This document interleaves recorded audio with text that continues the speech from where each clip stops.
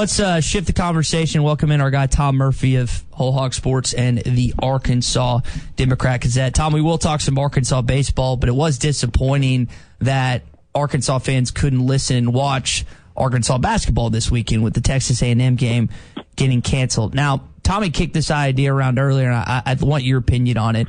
Texas A&M is now, I think, going to miss 6 SEC games due to cancellations / postponement, whatever you want to call it. Is there any scenario where you see Buzz Williams' squad just bowing out the rest of the way and removing themselves from regular season and the postseason tournament in the SEC?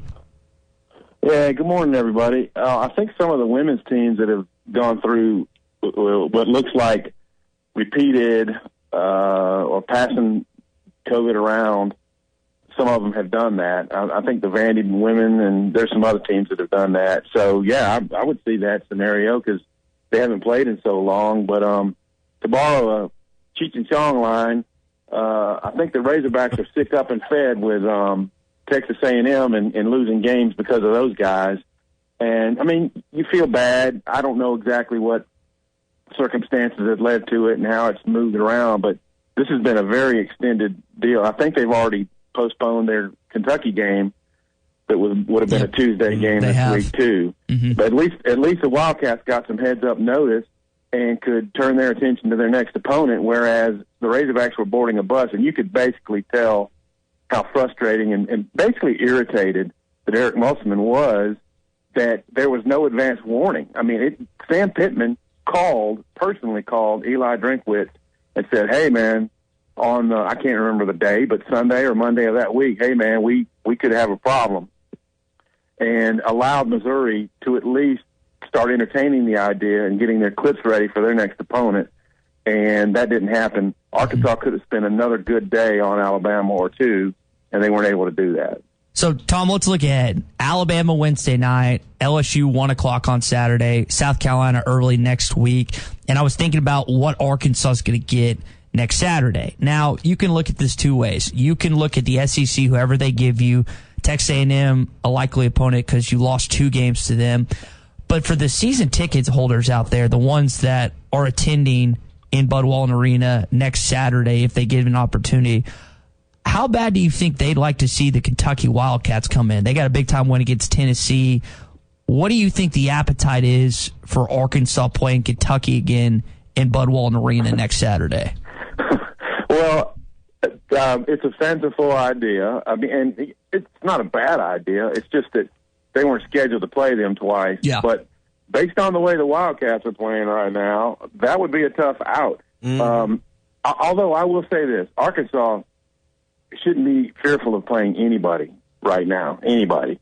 Okay, maybe, like you mentioned the other day, Gonzaga and, Baylor, the really, really cream of the crop team. But they're playing so well, and this Alabama game coming up, the way the Crimson Tide has kind of slowed it down a little bit compared to some of the blowouts they had, including against Arkansas, to think that Vanderbilt could come in there on senior day and play them as tight as they did. I didn't get to see that game, but just kind of read through it.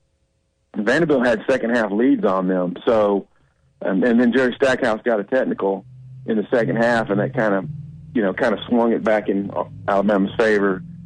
But Eric Musselman's propensity and his staff for preparing for an opponent, 11-0 when they've had at least 4 days, so that's going to get tested in this Alabama game. Control the three-point shooting a little bit and rebound, and you'll have a chance to beat it.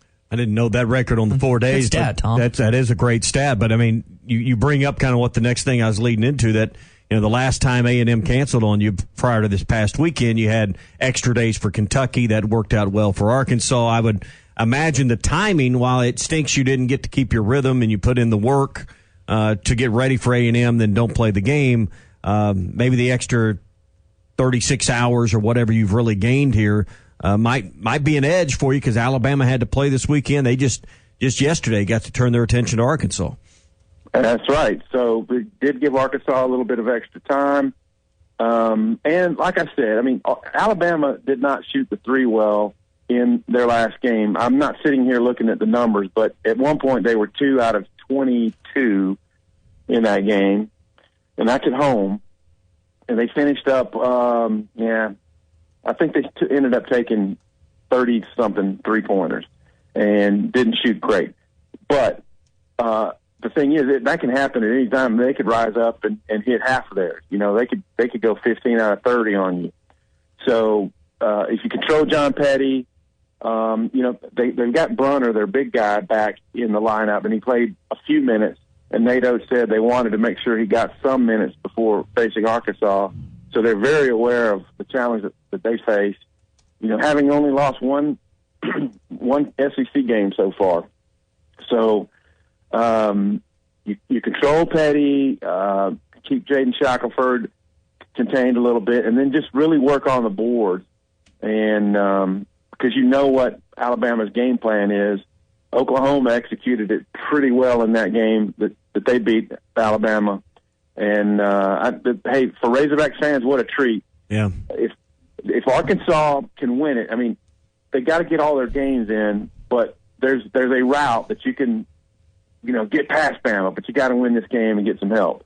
Yeah. So it should be a fascinating game. Seems like one of the things you really need to watch out early for is Justin Smith cannot get in early foul trouble. You got to keep your stars on the floor early, and Justin Smith, Moses Moody. I mean, you can go down a list because Arkansas has got about 5 or 6 guys they really depend on, but those are the first two that I think come out of a lot of people's mouths when you talk about this team. They need to be available 35-plus minutes for this game, so foul trouble for those two particular players can't be a storyline in this game if Arkansas is going to be in it with 2 minutes to go. Yeah, I agree. Against a team that's this potent on offense, you can't afford to have them sitting on the bench because they are so key in Arkansas's ball movement and the flow.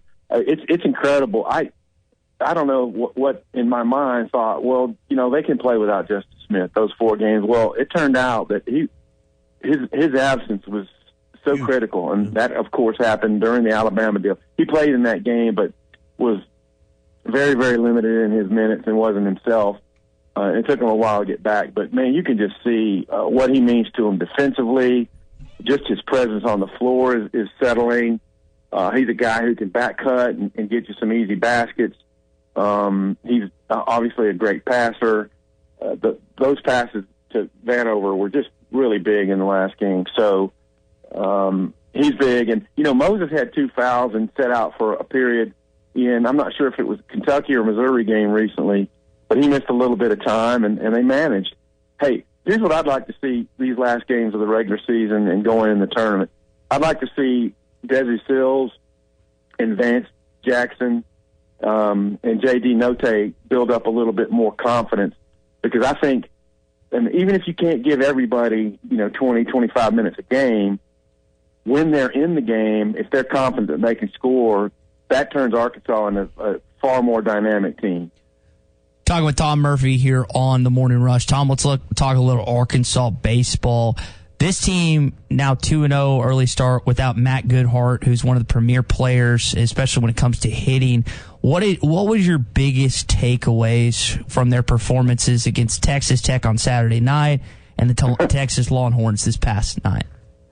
Biggest takeaway is they're scrappy, like Dave Van Horn said. They can beat you in a shootout when the other team gives you a bunch of wild pitches and stuff. I wasn't aware of it until I heard Phil Elson mention it on radio. I think they only had 2 hits that drove in runs in the Texas Tech game. And when you score 13, and that's the case, then you're taking advantage of the wild pitches and the mistakes they have. But then you can turn around and pitch a gem. I mean, they held Texas to 2 hits last night, y'all. The only guy who got hits was the number 9 hole hitter. He hit, nice balls through the right side. They hit 3 batters, no extra base hits allowed, and struck out 15. And you've already had a big weekend when you hold your one-time arch rival to 2 hits and really frustrate them. I mean, I was reading through David Pierce's quotes from last night, and he's talking about that their swings are kind of long right now. And so some of that is built out of tension, feeling like you have to do something. And right now, he said right now it's a nightmare scenario for you. So when you've got your opponent calling his team's offense a nightmare after you just shut them out, you've had a good weekend. One of the pictures that's kind of made its way through social media, Tom, is Elijah Tress during the national anthem. His left hand is holding the horns down to Arkansas fans. They're right behind him. Why is that just so, like, I know Brett Bielema did it before the Texas Bowl, but they said it was a twitch in his hand. You think about Nolan Richardson say, one more time, horns, and putting them down. Why is that so fulfilling to Arkansas Razorback fans? Well, when you're a kid and you grow up hearing about the rivalry and some of the chicanery that might have taken place with the games against Texas down there, and that no Arkansas officials can coach football in the Southwest Conference, but you got like crews full of Texas officials, you kind of build up a little resentment. And Caleb Bolden talked about it last night, that how sweet it was that you can do that to a team on that stage and just really hold them down like that. And so these are what arch rivalries are made out of. And Razorback fans are yearning to play more regular season games where you get your emotions up like this. I mean, the Texas Tech series has turned into, did you guys see all the stuff that was going on at the end of the game? Those teams are fired up about each other, and I like it. I think it does good. I mean, you don't want it to cross over a certain line, but for everybody to be worked up about it, that's cool. And maybe one day this Missouri football series can start to take on that feel. And I think last year's game it can be a cornerstone for doing that. Yeah, and I don't know that you're done with Texas Tech. I could see you playing them in a super regional. I could see you playing them in the College World Series. Those are two quality teams. And you got to wonder, after beating the third-ranked team, after beating Texas last night, we'll see what happens tonight. If Arkansas wins tonight, Tom, you would think a top 5 ranking, which I know a lot of fans are pay attention to where the polls are at, that could be on Arkansas's horizon with a 3-0 start. No question about it. And the SEC is dominating this showdown. I think it's 5-1 now. Arkansas and Ole Miss are both undefeated. And so there's some big showdown series coming up in the SEC. All these teams with these loaded pitching staffs, I mean, Arkansas still hasn't thrown a bunch of guys that you feel like will throw well.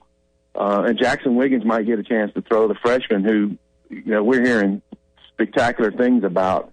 But, yeah, if they beat TCU tonight, the only team from the Big 12 that's got to win in this deal, you would think that they could shoot up to top 5 for sure, depending on some of the other teams in front of them. Tom, we appreciate your time as always. We'll recap the Arkansas-Alabama game with you on Thursday and talk a little more Arkansas baseball. Yeah, sounds like a fun time. See y'all. All right, always good chatting with Tom on Mondays and Thursdays here on The Morning Rush.